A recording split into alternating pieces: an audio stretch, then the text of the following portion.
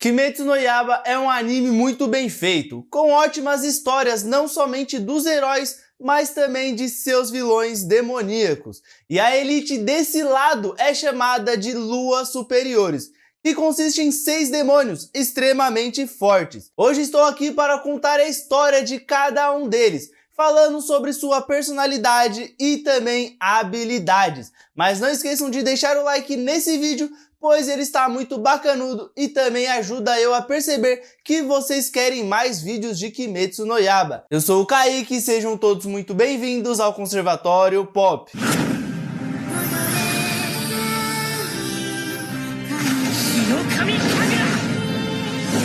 Antes de irmos para o vídeo, um rápido disclaimer é que pode conter spoilers de coisas que podem vir a aparecer no futuro do anime. Por mais que eu vou falar sobre a história de cada demônio, ainda assim tem história que não foi contada e não foi desenvolvida ainda no anime. Então pode ser um pequeno spoiler, né? Então assistam por sua conta e risco, eu não acho que sejam spoilers tão grandiosos. Tinha coisa para colocar e dar spoilers, né, muito grandes, mas eu resolvi deixar um pouquinho de lado. Só o Lua Superior 1, que tem um pouco mais de spoiler, porque não tem como contar a história dele sem dar muitos spoilers, então assistam por suas contas em risco, né? E não esqueça de deixar o like aí, porque me ajuda bastante também. Assim o canal consegue crescer cada vez mais e outras pessoas virem ver o meu trabalho. É isso, vamos para o vídeo. Você era o maior orgulho da minha vida. Uma das lutas mais épicas de todo o anime é a do arco do Distrito do Entretenimento. Os demônios que protagonizam essa luta são o Daki e Gyutaro. Mas como todos sabemos, antes de se tornarem demônios, eles eram humanos. E a vida de Gyutaro foi triste desde seu início. Isso pois sua mãe tentou, sem sucesso, abortar ele diversas vezes, o que resultou em mais desfigurações quando ele nasceu. E muitas cicatrizes também. Não bastando isso, ela ainda tentou o matar diversas vezes, o que resultou em mais desfigurações e cicatrizes. Foi quando sua irmã Umi, que é o verdadeiro nome de Daki, nasceu que as coisas começaram a mudar. Ela era uma linda jovem e conseguiu um emprego rapidamente em uma daquelas casas que serviam samurais e afins. Porém, Gyutaro disse que ia proteger ela a todo custo, então ele a ensina a roubar, a ter ódio, rancor e muito mais coisas desse mundo aí, né? Gyutaro então se torna um cobrador de dívidas e seu nome passa a ser temido por todos. Mas quando sua irmã arranca os olhos de um samurai, que tudo começa a mudar definitivamente. Ela foi torturada de forma brutal por ele, sendo queimada viva. Quando Gyutaro chega em seu auxílio, ela já está toda queimada e agonizando. Então, o samurai que esperava o jovem cai para cima dele. Então, Gyutaro finalmente percebe. Ele caiu numa armadilha feita por esse samurai e também pela dona da casa em que a irmã dele trabalhava. Ele então mata os dois e tenta salvar a sua irmã, quando conhece um demônio que não falarei quem é para não dar muito spoiler, que os apresenta ao Muzan, transformando-os assim em demônio. Gyutaro tem uma personalidade bem sádica, sentindo prazer no sofrimento alheio. Ele tem um forte sentimento de inveja, mas ao mesmo tempo é muito arrogante com as suas habilidades e com os seus poderes. Ele se sente muito forte. Ele já conseguiu matar 15 pilares, os espadachins que formam a elite desse mundo de Kimetsu no Yaiba. Enquanto a Daki é mais mimada, tendo uma personalidade bem mais infantil. Ela também é muito egocêntrica e a única pessoa que ela realmente se importou na sua vida foi seu irmão. Os demônios possuem algo chamado Kekijutsu, que são uma espécie de poder que eles ganham através do sangue demoníaco. A de Daki é a criação de faixas, como se fossem tentáculos. Elas cortam como as lâminas, mas também são bem maleáveis. Então, por mais que elas sejam muito resistentes, muito fortes, ela ainda consegue mexer bem essas faixas, né? Enquanto a de Gyutaro são foices negras que ele cria de sua própria carne. Elas possuem também um veneno que pode paralisar e fazer outras coisas com seus inimigos. E o último poder deles é que para derrotá-los precisa cortar a cabeça ao mesmo tempo. Deixem aí nos comentários o que vocês acharam desse arco do Distrito do Entretenimento e se vocês gostaram bastante do Gyutaro e da Daki como vilões. O Lua Superior de número 5 é o Gyoko, que antes de se tornar um demônio era um membro de uma vila pesqueira. Porém, ele odiava a pesca e não gostava das carcaças que deixavam de peixes mortos. Em um determinado momento de sua vida, seus pais saíram com um barco e nunca mais voltaram. Depois de uma investigação que fizeram, perceberam que eles haviam sido mortos. E muito pior, eles estavam estraçalhados, porque nada em Kimetsu no Yaiba é algo comum, né? As pessoas sempre têm que morrer das piores formas. Após presenciar essa cena, Gyoko se transformou. Ele passou a ver a morte e o sofrimento como uma forma de arte. Ou seja, ele coringou total e se tornou um biruta das ideias, como nós vemos aí no anime, né?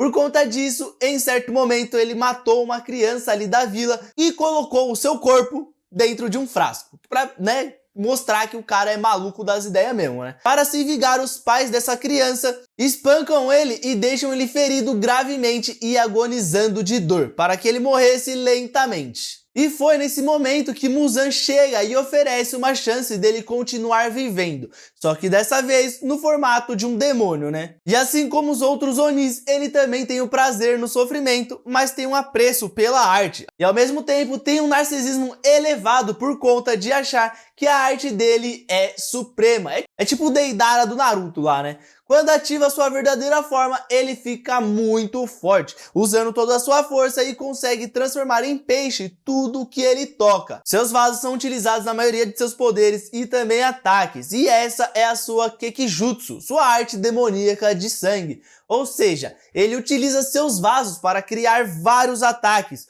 como várias agulhas, chamada Senpopari Gyosatsu. Outro ataque utilizando os vasos são Suigokubate, que cria um vaso gigante de água ao redor de seu inimigo, fazendo com que ele sufoque até a morte. Um demônio muito poderoso e narcisista, que já tinha na sua característica humana o prazer no sofrimento alheio. Não esqueçam de deixar nos comentários o que acharam desse demônio e o que esperam dele aí no futuro do anime. Outro demônio que está bem em evidência também, por aparecer nesse arco da Vila dos Ferreiros, é o Hantegu, que era um ladrão e assassino quando humano. Ele enganava as pessoas por conta de sua aparência mais idosa e mais frágil, mas na verdade era um assassino maluco.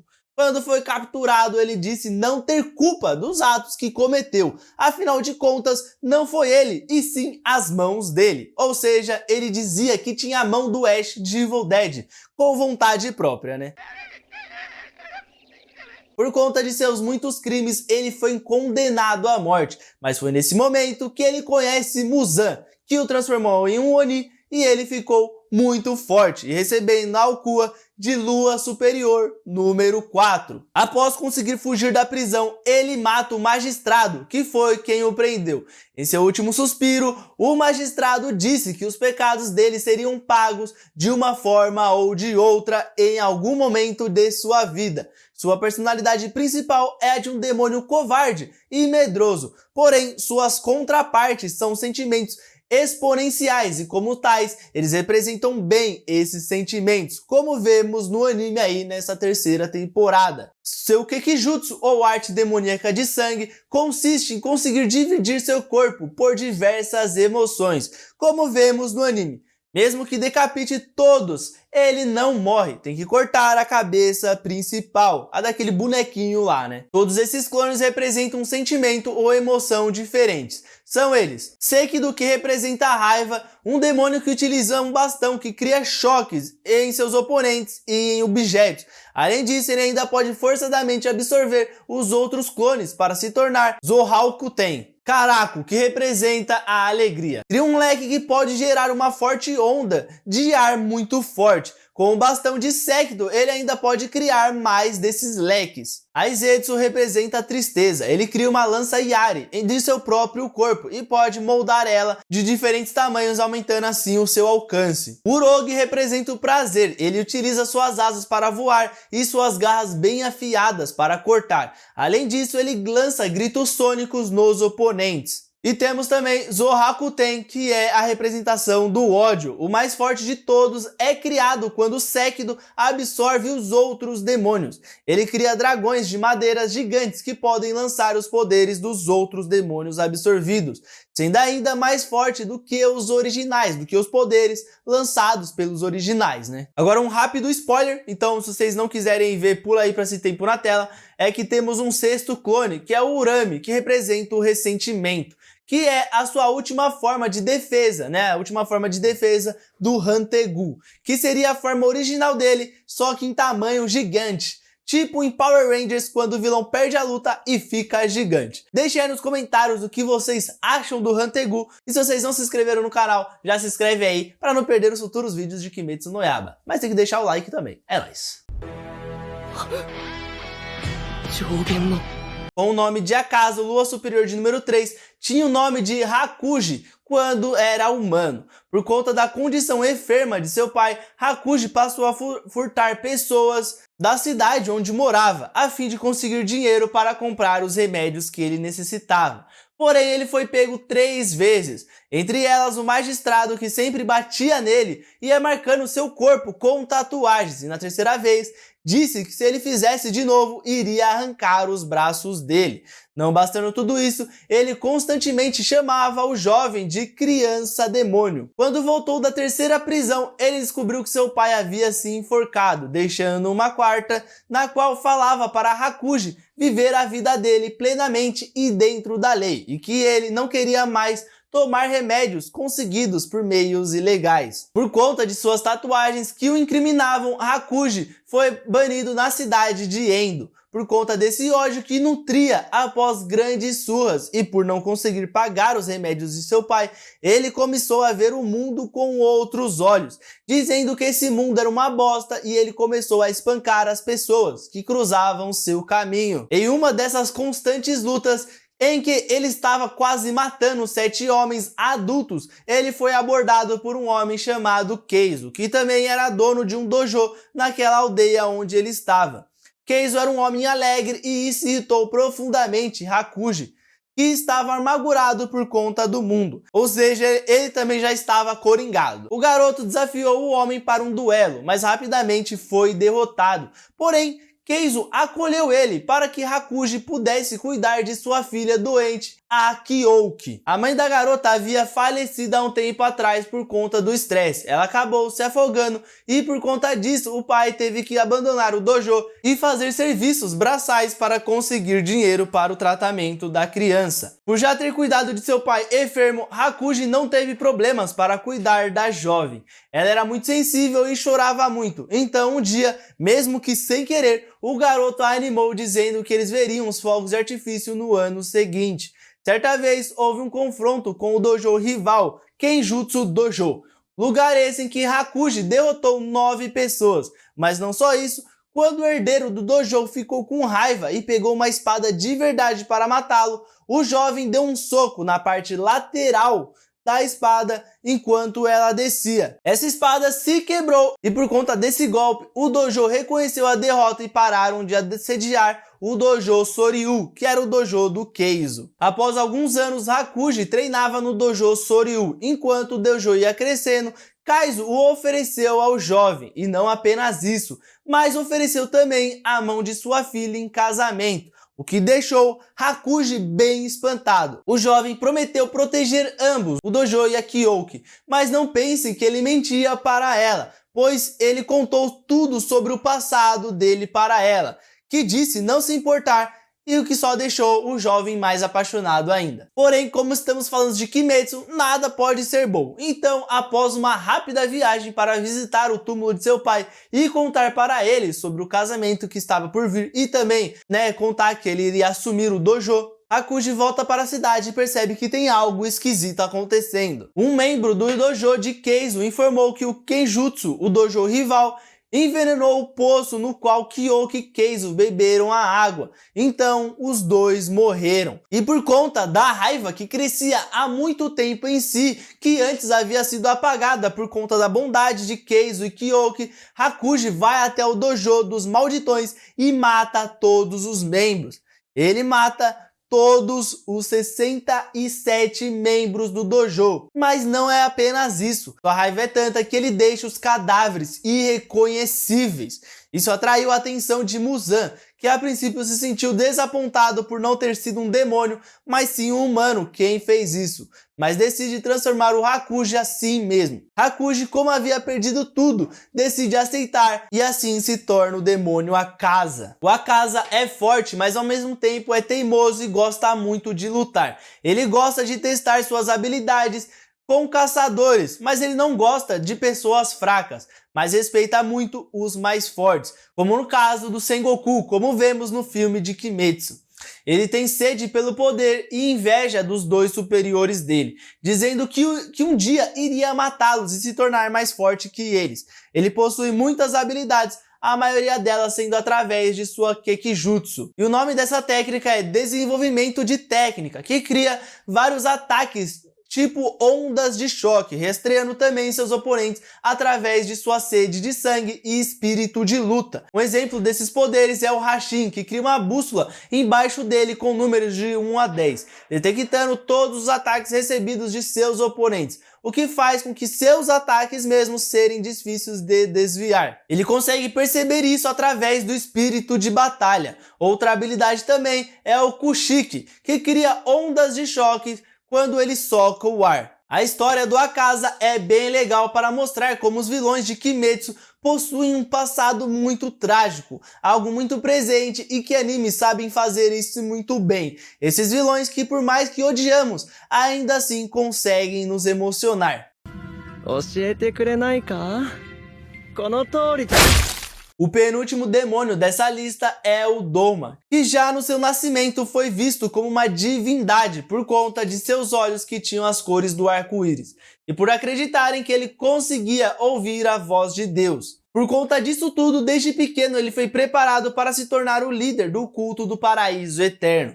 Doma nasceu sem a capacidade de sentir emoções, então quando ele viu sua mãe matar seu pai por traição, a sua reação foi neutra, afinal de contas, ele não sentia emoção nenhuma. Logo em seguida, sua mãe tirou sua própria vida, mas a criança não chorou, apenas reclamou do cheiro de sangue que ela havia deixado no local e quis deixar tudo limpo o mais rápido possível, sem mostrar nenhuma dor por essas perdas. Por conta de sua natureza psicopata, Doma nunca conseguiu sentir emoções humanas.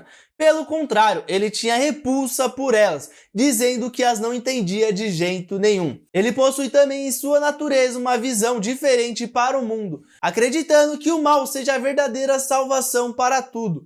Já aos 20 anos, ele conheceu Muzan, que o transformou em demônio, e por conta da sua visão deturpada do mundo, ele devorava lindas moças, acreditando que estava a salvando desse mundo cruel. Mesmo sendo um psicopata frio, Doma é bastante amigável e carismático. Por conta disso, ele consegue se aproximar bem de suas vítimas. Doma aprendeu a fingir emoções para mascarar seu coração vazio, mas é isso o que essas emoções são para eles, emulações de uma realidade na qual ele desconhece. Sua técnica de sangue é baseada na criação e produção de gelo, usando sua própria carne e também seu sangue. Além disso, ele possui um leque que pode gerar rajadas de vento que ele usa para o seu ataque e também para se defender. Seu ataque mais forte é o Muhyo Suiren Bosatsu, na qual ele cria uma grande estátua de gelo de Bodhisattva para atacar seus oponentes. A estátua também cria fortes rajadas de ventos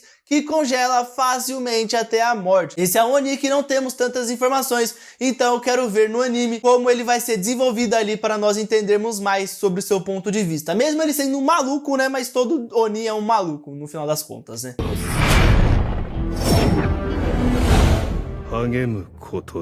O demônio mais forte desse panteão, e que talvez seja o mais spoilado aqui, é o Lua Superior número 1, o Kokushibo. Então, se vocês não querem, mesmo que sejam pequenos spoilers ali, são pequenos spoilers porque é do passado do Kokushibo, eu não vou falar nada comprometedor aí do futuro do anime, mas ainda assim é spoiler porque não foi apresentado no anime direito e tudo mais. Então, se vocês não querem isso, eu já me despeço aqui. Não esquece de se inscrever no canal aí para não perder os futuros vídeos, porque aqui nós fazemos roteiro impecável aí para vocês ficarem por dentro de tudo aí, né? E também já deixa um like, assim eu percebo que vocês querem mais vídeos desse tipo de Kimetsu, né? Vamos agora então para a parte com um pouco mais de spoilers. O Kokishiba é um demônio que usa uma katana e que utiliza das técnicas de respiração. Afinal de contas, ele já foi um membro dos caçadores de demônios. Quando humano, ele foi chamado de Mishikatsu Sugikuni, sendo irmão gêmeo de Yoriishi Tsujikuni, o primeiro caçador a conseguir utilizar a respiração do sol, sendo também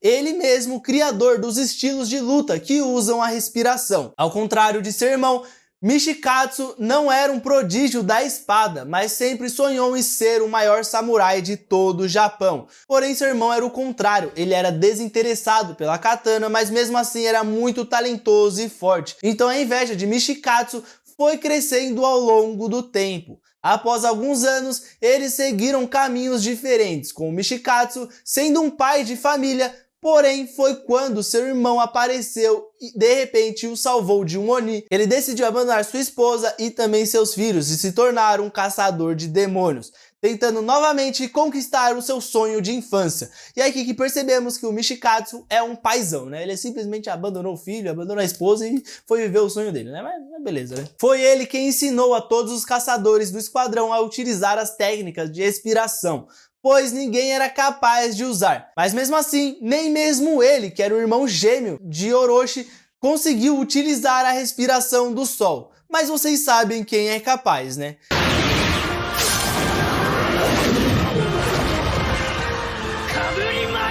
Mishikatsu então criou sua própria respiração especial, a respiração da lua, sendo muito forte e extraordinária, mas mesmo assim não chegava aos pés da respiração do sol de seu irmão. O que me lembrou bastante Naruto, pois temos também aquele lance de dois irmãos, né, do Indra e do Ashura, os dois filhos dos sábios dos 6 caminhos, né? Então esse negócio aí de lance de irmãos rivais sempre tem, né? Cego pelo desejo de se tornar o samurai mais forte e vendo que nunca conseguiria alcançar o seu irmão, Mishikatsu aceitou a proposta de Muzan e se torna o primeiro demônio usuário da respiração. Após quase ser morto por Yoriishi, Muzan e o mais novo aliado, já chamado Kokishibo, viajam pelo Japão matando todos os usuários da respiração do sol. Mas houve uma família que eles não foram capazes de matar, pelo menos não naquele momento ou completamente. A família Kamado. Por mais que tenha enfrentado o Muzan, Yoriishi morreu de velhice aos 85 anos de idade,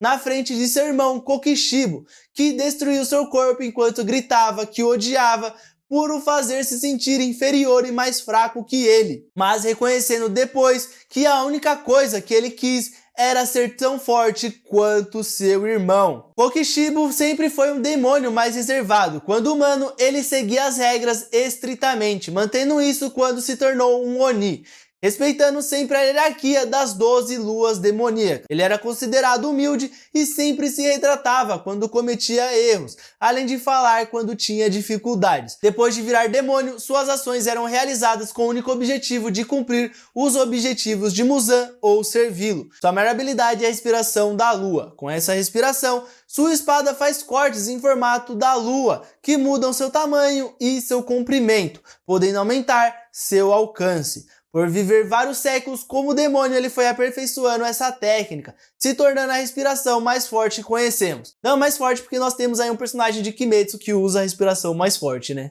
Sua Kekijutsu não possui um nome conhecido, mas destaca a parte de sua carne e molda na própria espada, dando a ele mais visão e alcance. Sua espada pode se regenerar se for destruída e ele a manipula da forma que quiser, cultivando 3 lâminas adicionais à parte da lâmina original, que aumenta ainda mais o seu alcance, permitindo uma infinidade de cortes com ela, apenas com um único movimento. Sem dúvida de todos os Onis que eu mencionei, esse aqui é o mais poderoso deles. Apenas utilizando sua técnica de respiração da lua já é forte o bastante. Usando ela somado à sua Kikijutsu, ele se torna imparável. Definitivamente o Lua Superior 1, o mais forte de todos. Mas o que vai ser forte mesmo é se vocês deixarem um like nesse vídeo, assim ele chega a outros fãs de Kimetsu no Yaiba. Sem contar que me ajuda bastante a fazer o canal a crescer, então se vocês gostam do canal aqui, deixa o like que assim o canal fica gigante. e aí eu consigo trazer mais conteúdos para vocês, né? Também se inscrevam no canal para não perder os futuros vídeos que nós fazemos aqui. Tem esses vídeos mais detalhados sobre um assunto específico